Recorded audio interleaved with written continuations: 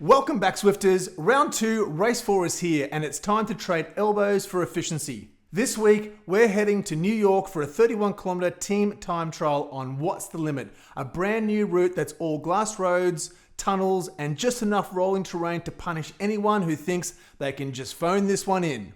In this recon, we'll check out the course, segment strategies, go for Dave's Zwift TTT Calculator, bike choices, and what you need to know if you want your team's time to matter. So let's get into it. This is your Round 2 Race 4 Recon.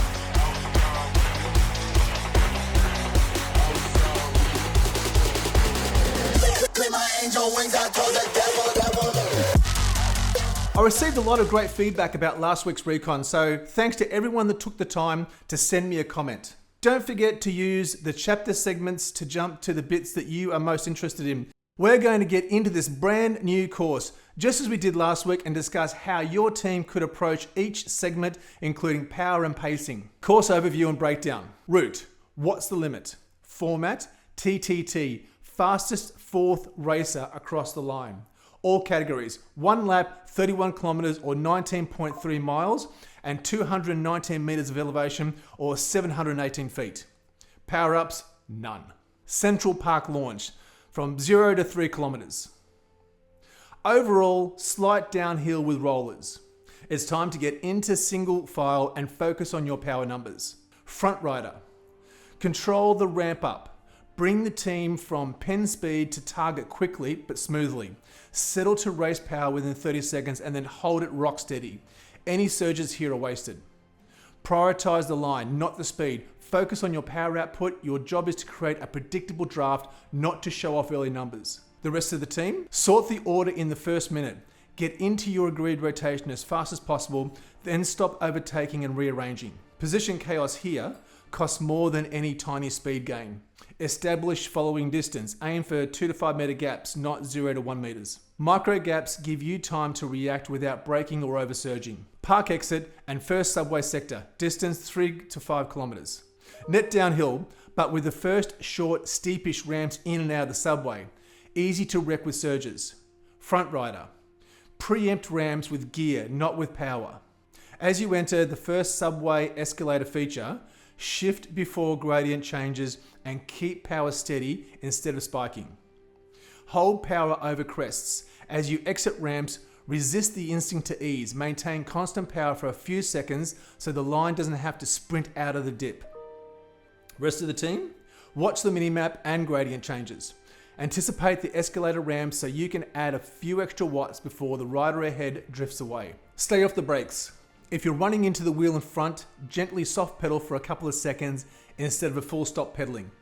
Every significant power change gets magnified down the line. Time square corridor, distance from 5 to 9 kilometers. The true diesel section, net flat over 4 kilometers. Micro rollers cancel it out. Front rider, be a metronome. This is a pure diesel section. Your only job is to keep power within a narrow band. Avoid pretty numbers, example, rounding up to the next 10 watts, if that means constant micro surges. Length before intensity. If you feel strong, extend your pull duration, not the power. Longer steady pulls are easier for the line than short spicy ones. Rest of the team, use this segment to settle breathing. You should feel controlled hard in the wheels.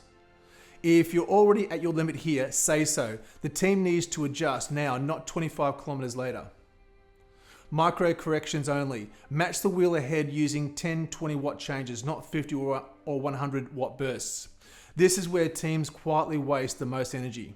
Manhattan Bridge, eastbound, from 9 to 11.6 kilometers. From 9.2 to 10.3 kilometers, you climb, then descend to 11.6, the Manhattan Bridge eastbound shape. Front rider.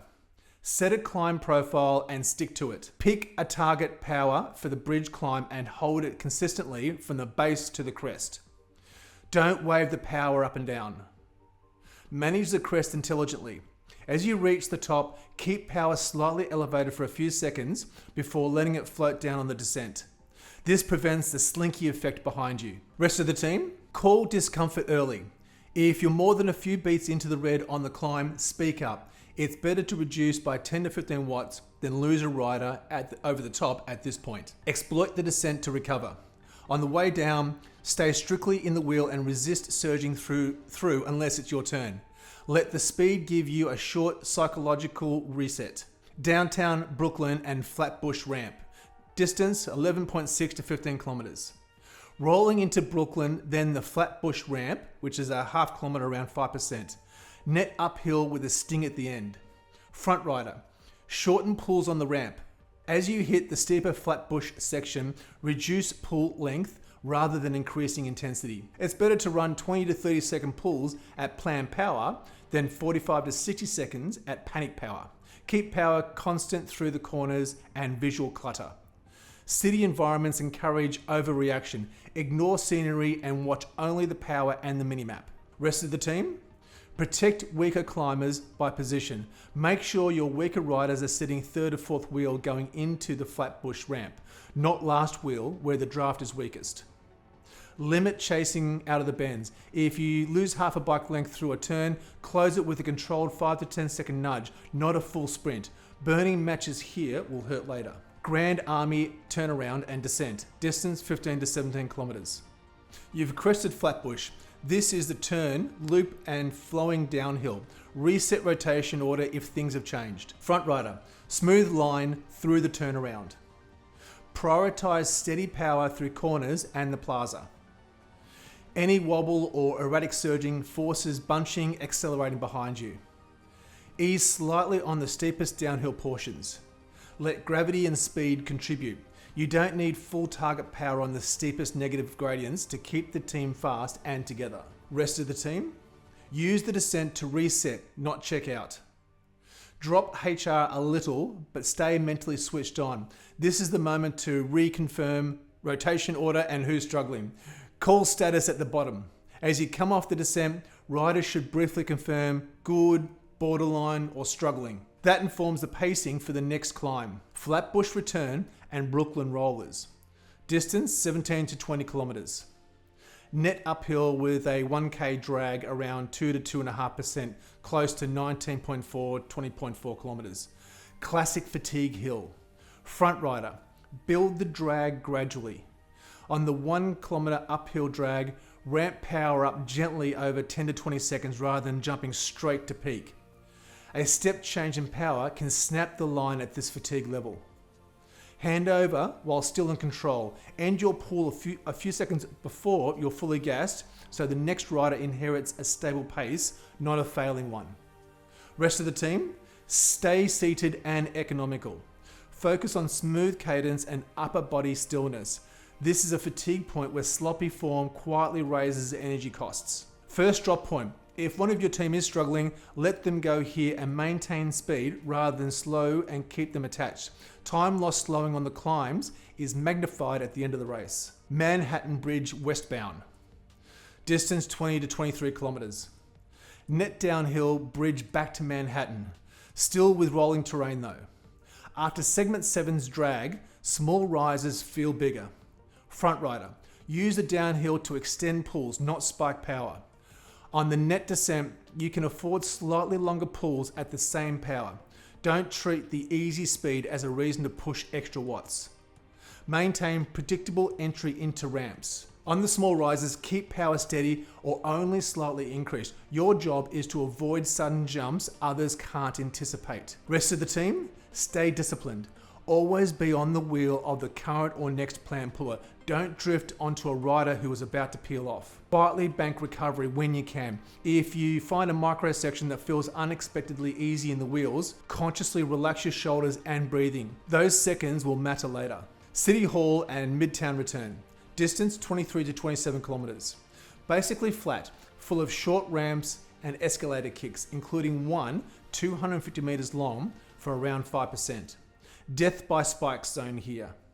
Front rider, treat ramps as hard steady, not sprint segments. Every escalator and short climb should be ridden at a controlled over threshold, not as a leaderboard chase.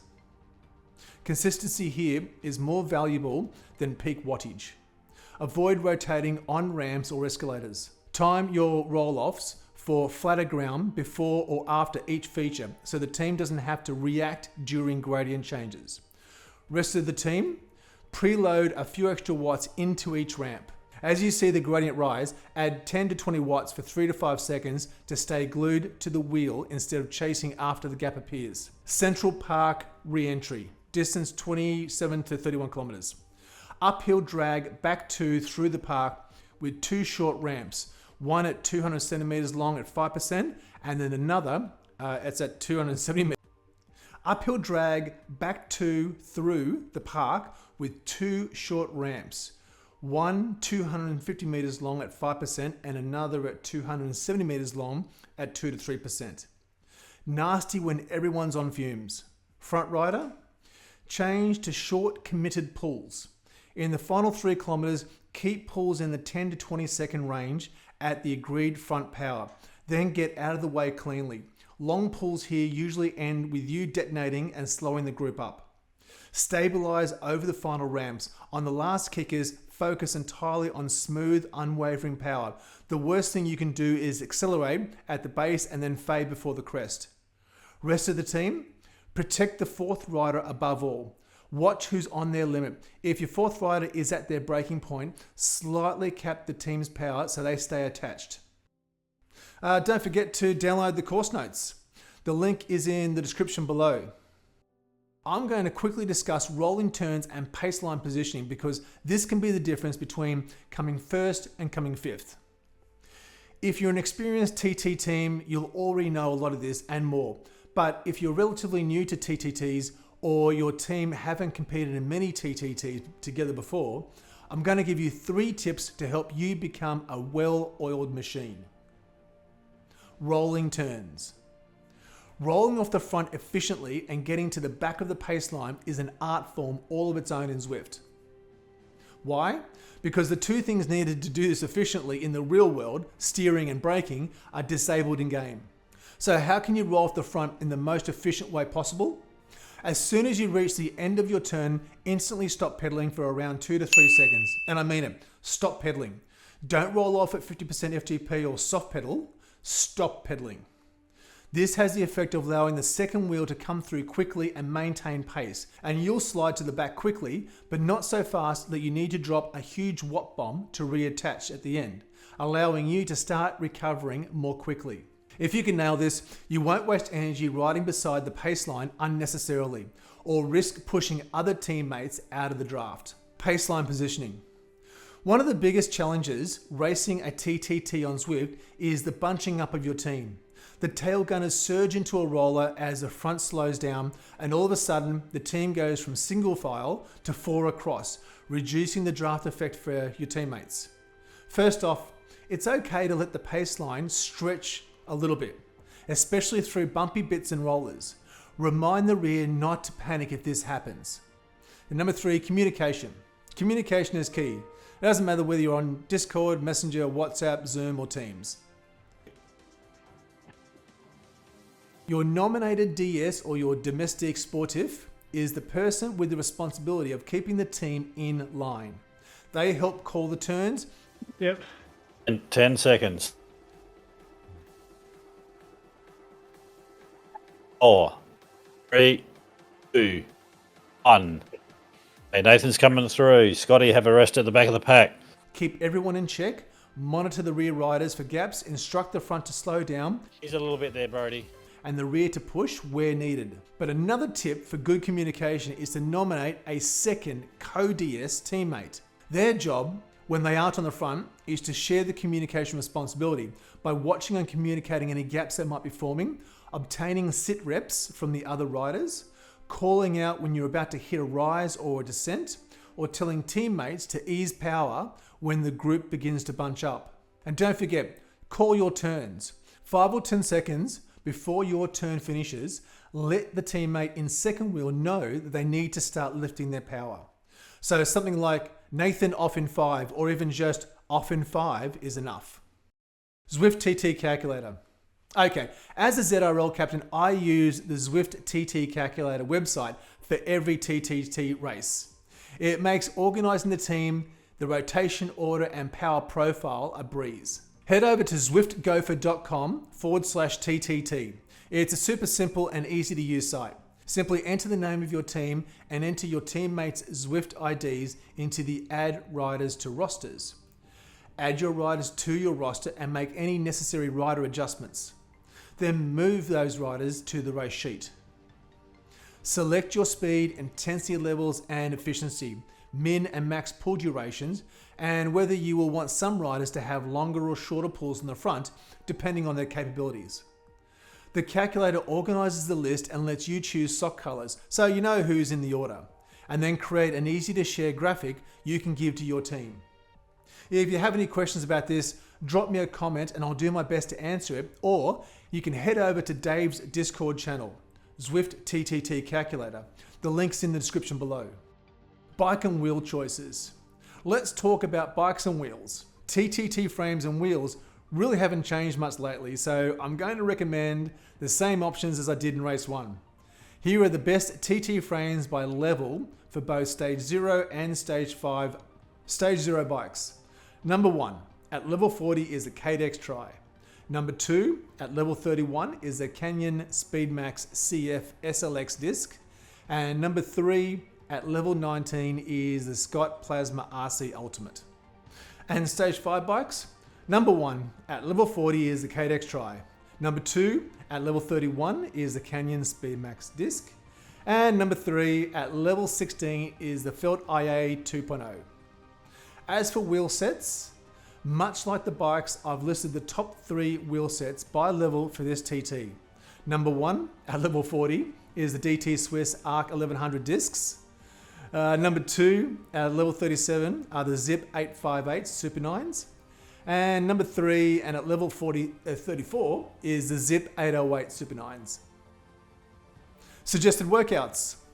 If you've made it this far, give me a thumbs up below.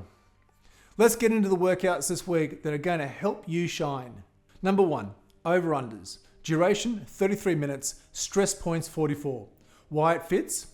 Repeats just above below FTP. Perfect for the Roots glass road rollers and the tunnel power segment temptations without blowing formation. Number 2, cruise intervals number 1. Duration, 54 minutes. Stress points, 62. Why it fits? Long, steady threshold blocks with minute-to-minute power nudges. Exactly the smooth, tiny adjustments a tidy paceline needs, especially across the Manhattan Bridge climb, the crest and the descent. And number 3, what goes up must come down. Duration, 40 minutes. Stress points, 54. Why it fits? Increasing effort. Great for rehearsing the power needed as you move through the paceline. So that's your Race 4 recon for the What's the Limit TTT. If this recon helped, do the usual YouTube things. Hit like, drop a comment, tell me which segment you think will be your danger zone. Flatbush, the subway ramps, or that final Central Park drag. Also, head over to Go for Dave's Zwift TT Calculator Discord channel. I've got the link in there as well. And let me know if you use this to help set up your TT team. Have you got a pain cave pic or a screenshot of a new PR or FTP or something that you want to celebrate? Message me in the comments. I'd love to include it in an achievement reel at the end of my videos. See you at the start line.